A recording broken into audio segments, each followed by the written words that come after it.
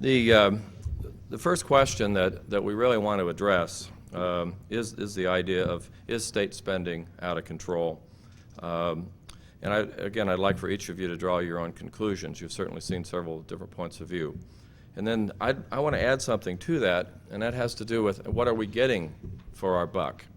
And I think that'll be a challenge to Johnny Isaacson in the future, and hopefully if he's successful in becoming the next governor, he'll have a more direct hand in changing some of this stuff. The third thing that we're going to talk about is there anything we can do about it? And I think that's why I'm here, and why I want to see all of us get more active and more involved. I have a question that's already been answered, but I'm going to maybe rephrase this a little bit, is what was the state of Georgia budget in 1995? I think Lowell already answered that for you, but before you came into the room, how many of you knew what the state budget was in 1995? So there's probably 10%, 15%. And I think that's fundamentally a problem. We all don't know what the state budget was in 1995. How many of us know what it is in 1996? Okay, even less, okay? The answer to the first question was 9.8 billion, and then the answer to the second question in 96 is it's 10.7 billion. Now, Johnny put the budget up here, and I'm going to do something else here, and it's purely for effect. I've always wanted to do this, to walk around with a briefcase full of money. And I want you to look at what is $900 million like. I'm not going to have 900 million with me, but I think it's very important that we visualize what we're really talking about in the budget process, because we're talking about money that was in your pocket and now is going into the governor's pocket, the government's pocket. I shouldn't say that. Maybe that's why Johnny wants to run for governor. Anyway, for those of you who are out there, tell me how much money this is. What denomination? I'm not going to tell you. You got to guess. You don't know what it is. You didn't know what the budget was, so why am I going to tell you what the denomination is? This is $1,000 in stacks of $100 bills, fresh from the bank. It's 6 inches tall. What significance does that have to do with anything? This is 1/900,000th, if I can say that right, of what our state just passed in terms of the increase that we're going to be spending in the next year's budget. 1/900,000th of it. Doug, as we look at this whole idea of this $900 million increase, I really think that we've all got to start visualizing what is this thing, because we just pass it through, we see it in the newspaper, and we go about our business. $1,000 is a lot of money. I was actually overdrawn to get this out of the bank yesterday, so I would have come up with $10,000 because it's about 60 inches high. So let's try to visualize, what is $900 million, what does it look like? As we look at the scape here, the landscape of Atlanta, the next slide, I think, Doug, doesn't that have the stacks on it or not? Unfortunately, we're kind of working here, but it is over the side. You can see it. $900 million is 2 stacks like this that is taller than all of the buildings in downtown Atlanta. It's 45,000 feet high. If you look at all the buildings in downtown Atlanta, that's how big the stack is. So if we can do one thing, let's try to visualize. And that's only the increase in the regular budget. Doesn't include the supplemental budget. And that's what we spent. And that's a serious consideration in my mind. If you look at our situation summary, and I hope each of you can read it, looking at just some overall 4 major points dealing with our budget, is that our budget has grown 42% in the last 4 years, and we've outpaced CPI by $5.4 billion, and we're continuing a 20-year trend of uncontrolled spending. So you know where I'm coming out on the issue of, is our spending out of control? Yes, I think it is. Georgia ranks next to last in education in the United States for students K through 12. We outspent our neighboring states of Tennessee and Alabama by 25% and 32% respectively, which amounted to excess cost of $1.2 to $1.5 billion annually. We also ranked 6th in crime in the nation, and Atlanta is #1 in murders and other violent crimes. The last point is Georgia is one of 5 states who have done absolutely nothing to reform health care. It was printed in the Atlanta Journal in October. So as we look at a backdrop of all this spending and we try to relate to the fact of what are we really getting for this, I've got some deep concerns. So let's look at all this on a chart. This is what it actually looks like. From 1944 to 1974, we had 30 years of moderate growth in spending. From 1974 to 1995, I think each of us can see how this is escalating. I can't understand how anybody could think that this kind of growth is acceptable or that it's not out of control.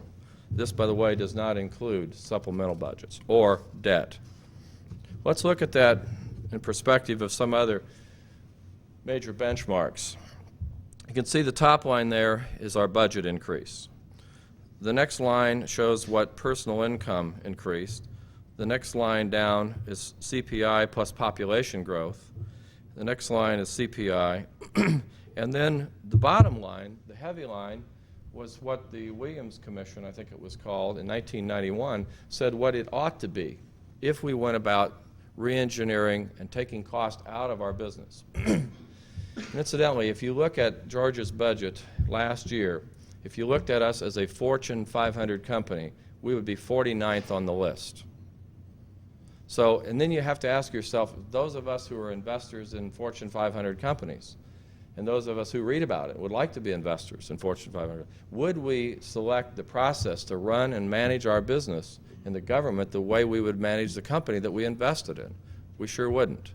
There's been absolutely no effort whatsoever that I've been able to track of taking any cost out of any budget in any process that we're going through in the state. Now, Johnny may, he's much more familiar with that than I am, but he may be able to come up with something. But I'll tell you, we take what we did last year, and someone sitting in Lowell's position today would look at how much we're forecasting our revenues to be, and then that's how much we're going to spend. We're not looking at the line as to should we take a Jimmy Carter ancient process called zero-based budgeting and look at everything from the ground floor up. We're not looking at what this lady pointed out earlier about re-engineering. If we weren't re-engineering our businesses today, we would be out of business, very, very clearly.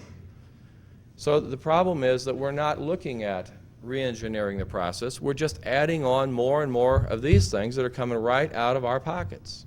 And that's why I'm up here today, why I've spent the last year running around trying to see what we could do about changing this process. Let's look at the next slide very quickly. This will show you the hard numbers. If you look at our budget in 1992, it was $7.5 billion. Our budget in 96 is $10.7 billion. If we look at that in terms of annualized increase, it's 42% over the years. This year, just on the base budget alone, we jumped from 6% in 95 to 9% this year, over a 50% increase in the rate of expenditures. I don't know how we can continue to sustain that here in the land of the Olympics. And I do think, mentioning the Olympics, we've got an extraordinary economic impact this year that's raised that level of income that I think we're going to have to deal with in the next year and the next year, because that level is probably going to slow down. The next slide is CPI. And if you see here, we've outspent CPI $5.4 billion over the last 4 budgets. $5.4 billion. Now, if we were a $100 billion budget, it wouldn't be so bad. But we're talking about a base year of $7.5 billion, and how much we've spent above CPI, which is what most of us, our wage increases, are targeted to. The boss says, well, CPI is only a 3% increase, so we're going to pass out 3% this year. But if you look back at our state budget, it's rising at a significantly higher rate of that. So let's look at CPI plus population. And this is a reasonable approach, because we have had a lot of growth. We've had a lot of babies born. We've had a lot of people move in from out of the state. So you might say, if you're targeting or benchmarking some rate of of inflation or some rate of growth for the budget, that this might be acceptable. But in fact, if you look at it over time, we've spent $4.1 billion more on the last 4 budgets than we actually spent, than we should have spent if we were targeting or benchmarking against CPI and population. So let's take one more look at it on personal income, and that's what you and I are facing every day. Our personal income is rising at this rate, so my point would be, why should the government be spending at a rate faster than our income is growing? That's a rational approach, and a lot of states, by the way, across the country do that. In this case, we outspent ourselves literally $2.6 billion in that period of time. Now let's flip over and look at the next level of budget. This is called the recent debt explosion in our terminology. And what Johnny was talking about of laying down asphalt that'll maybe last 10 years and paying for it over 20 years. You know, it's like buying a car and for $10,000 and setting up your payment stream instead of over 5 years, you do it over 20 years. The problem here is that this budget increase has grown so fast, and it's one of the things that is clearly not looked at by anyone in any capacity that I can see, other than we've got to spend the money, budget it, pay for it, spend it now, and pay for it later. Let's look at the next slide and look at some of the specifics. This gets frightening. In 1990, we had our debt was $2 billion. In 1996, it's $4 billion.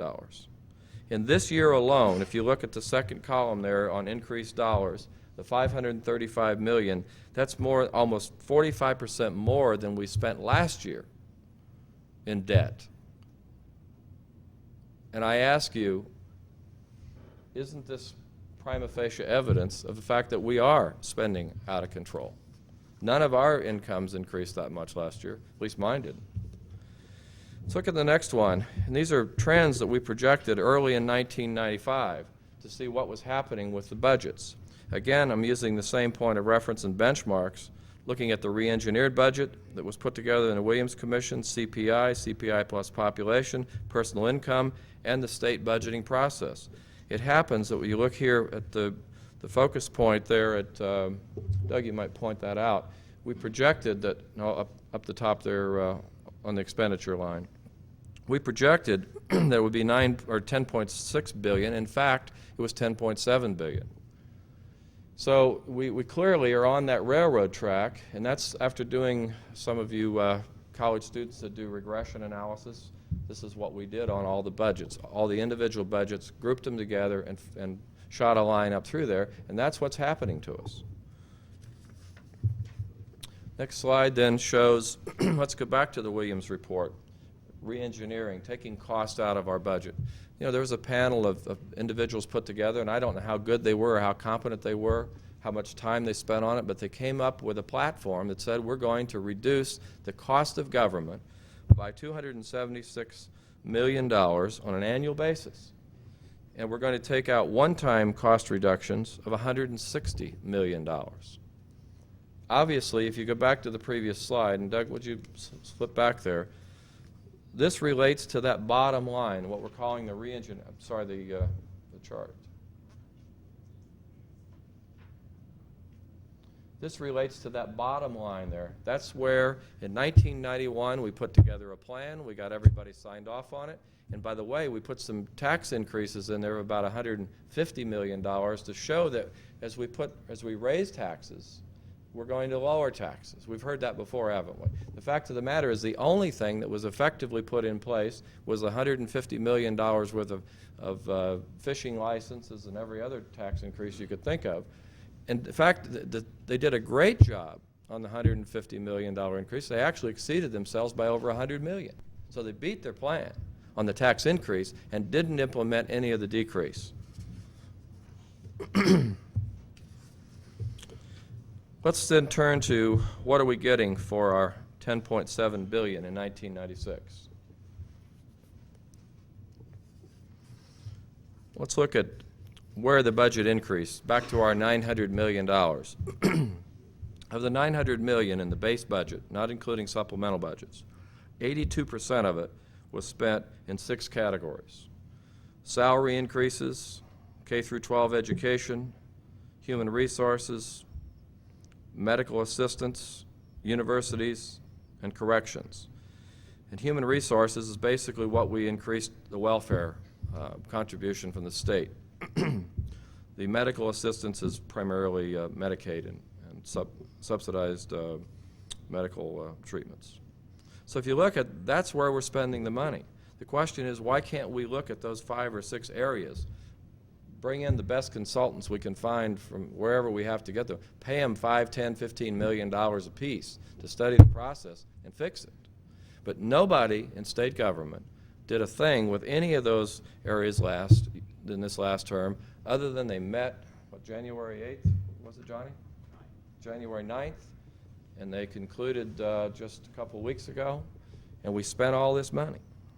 Nobody was looking. We have a state quality control engineer, someone that's in charge of the process. We're still trying to find that lady.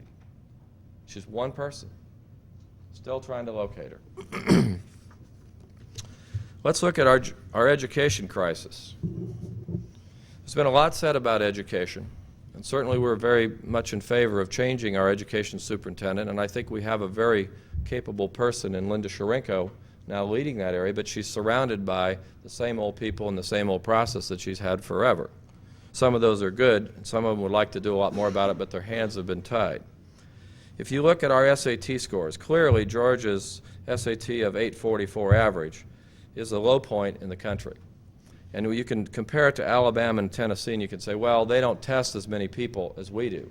But I've got another slide that will show where we stand against everybody that takes the SAT, regardless of where they are in what state.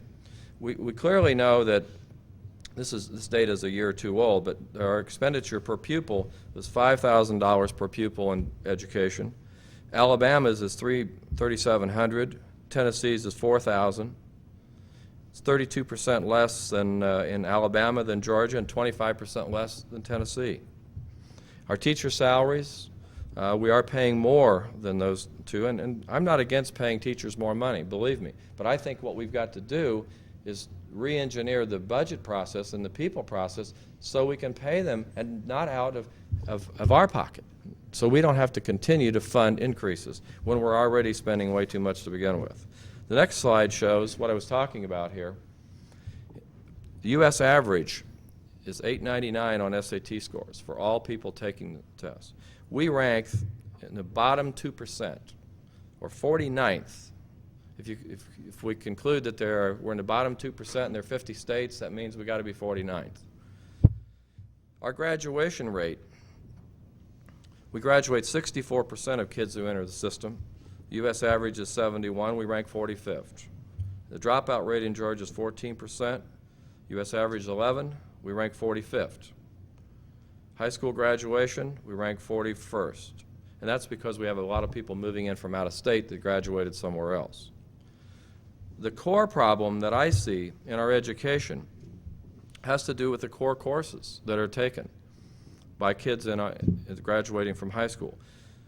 There's a standard that is used to compute an effective education in terms of courses taken, not necessarily how well you do, but the number of core courses taken. 1 year of English, 1 year of math being core courses. 26% of the students in Georgia graduate with taking 20 or more courses. The national average is 42%. We rank 49th in that area. And then those who are taking fewer than 15 core courses in their education, Georgia has 17% graduate with fewer than that. And that's why we have an adult illiteracy rate of probably 30% in the state. U.S. average is 11%, and we rank dead last there. We finally hit the bottom, but there's good news here. We rank 4th in something, and guess what that is? Expenditures. We have spent more in the last 10 years than all but 3 other states in terms of rate of growth of expenditures. Next slide. This is another telling tale. Since 1973, student enrollment has increased 11.2%. Teachers in Georgia have increased 47%, while the national average is 17%. Administrators, and this is where there's plenty of money left over to pay the teachers, in my opinion. Georgia has 53%, this is not dollars, these are heads. 53.6% increase in that time frame, while the U.S. average is half of that rate.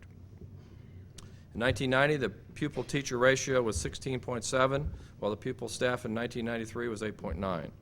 There are nearly 2 administrators for every teacher in our system. Now let's go to crime and see what we're getting for our dollar there. Youth crime is going out of sight. The 5-year trend in juveniles arrested in Georgia on charges of committing at least one of 7 major felonies: murder, rape, robbery, aggravated assault, burglary, larceny, car theft. We'll have 14,000, last year approximately 14,000 kids between the ages of 15 and 16 were arrested for one of those major crimes.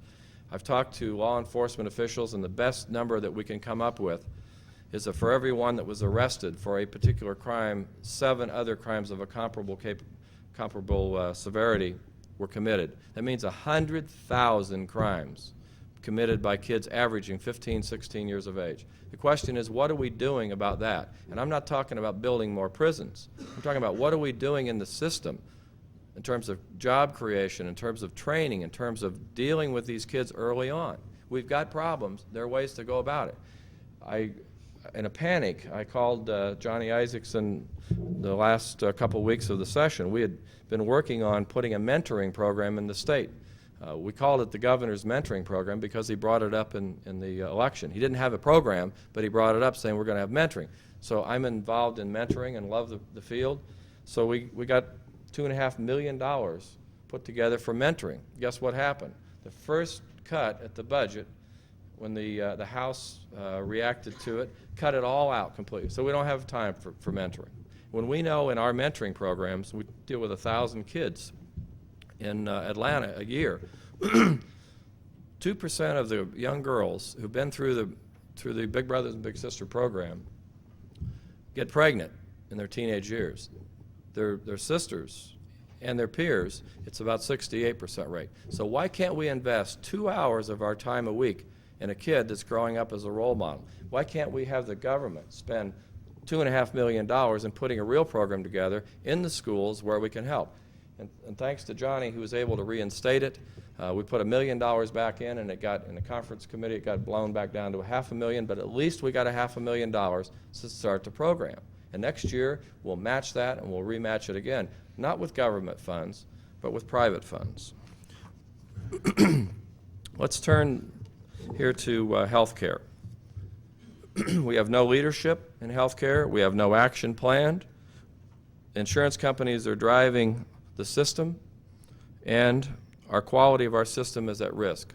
I've studied health care throughout the United States in the last 2 years, and I can tell you that we are on the verge of our system blowing apart because the insurance companies are clearly driving the cost of Medicare. The pendulum has swung completely over here in terms of cost of health care. Now we're looking to shove it right back over here in a year and a half. And in the process of doing that, the insurance companies are going out, forcing the hospitals, the doctors, to lower their rates as much as 40 to 45%. And we're going to fix all that because why are they driving it? They want to get market share. And they really are not concerned about the quality of your and my health care. And I'm telling you, it is a major flaw in our system because we're doing nothing about it. So I don't mind spending $900 million if we're going to get something out of it. So let's briefly turn here for solutions, and I'll finish up. Georgia is one of 6 states in the United States that has no regulation on expenditures as part of our legislative process. We basically spend whatever we take in. We're recommending that the legislature look at putting some caps in place. CPI plus population growth. Let's take that cut at it. We think we've got to re-engineer major government departments, and I mentioned earlier, we've got to get involved in education. And we can't have a person pushing forward and 10 other people or 20 other people pulling her back. We've got to deal with education. We cannot settle for being a last-tier education system in our states. Our businesses can't afford it. We've got to look at medical assistance and health care. We've got to re-engineer the human resources function, and we've got to deal with criminal justice. if we were to take, going back to the slide, if we were to take CPI and population increase budget, we had put this in place in 1993, we would have saved $1.6 billion. And I'm saying the time to act on that is now, so we don't keep spending that $1.6 billion. If we don't, I'm sorry this isn't in color, it looks beautiful in the computer, builds up nice and all that stuff. But if we don't do this, that stack is going to grow at 50% over the next 3 years again. And the question is, how much more can we afford to pay? Okay, thank you very much.